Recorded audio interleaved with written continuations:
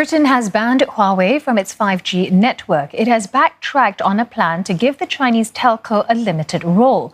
Operators now will not be able to buy 5G components from Huawei from the end of this year. And they'll also have to remove all existing Huawei gear by 2027. The Prime Minister chaired a meeting of the National Security Council. Attendees at that meeting took full account of the National Cybersecurity Centre's advice, together with the implications for UK industry and wider geostrategic considerations. The government agrees with the National Cybersecurity Centre's advice. The best way to secure our networks is for operators to stop using new affected Huawei equipment to build the UK's future 5G networks. So to be clear, from the end of this year, telecoms operators must not buy any 5G equipment from Huawei. Britain had previously allowed Huawei's involvement in its 5G network, though it was to have been capped at 35%. The plan had also excluded the Chinese company's access to sensitive 5G information and critical networks. But following US sanctions on Huawei, Washington has repeatedly called on London to ban the Chinese company. London has raised concerns over Huawei's ability to remain a reliable supplier amid the new sanctions. Ollie Barrett joins us live now. Ollie, how big of a role has the US played in Britain's decision to ban Huawei from its 5G networks?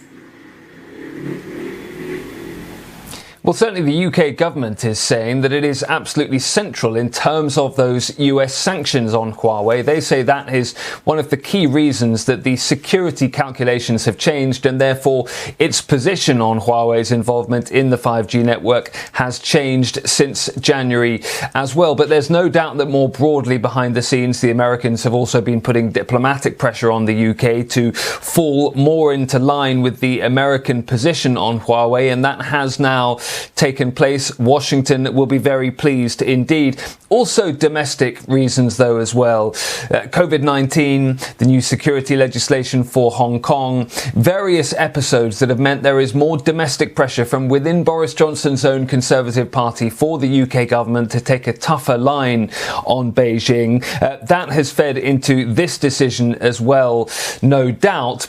So there are various reasons that the UK has had to make what does amount to a U-turn, because earlier in the year it did, of course, decide that Huawei could play what it described at the time as a limited role in the 5G network rollout. Ollie, China earlier today said the UK's decision on Huawei serves as a barometer of the safety of Chinese investment in the country. What's at stake here for Britain?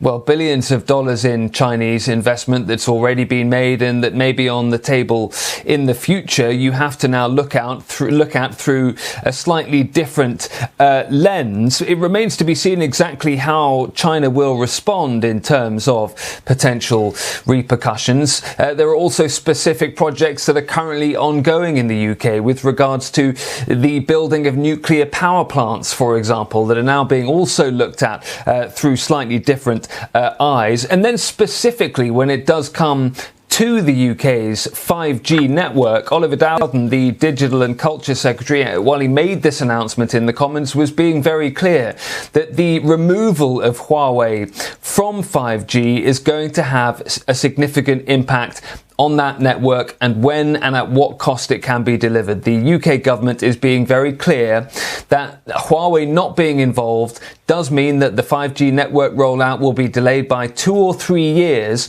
and will cost billions of pounds more to the UK taxpayer. So all sorts of potential and very clear real effects are going to flow from this decision that's being taken by the UK government. All right, thanks for that.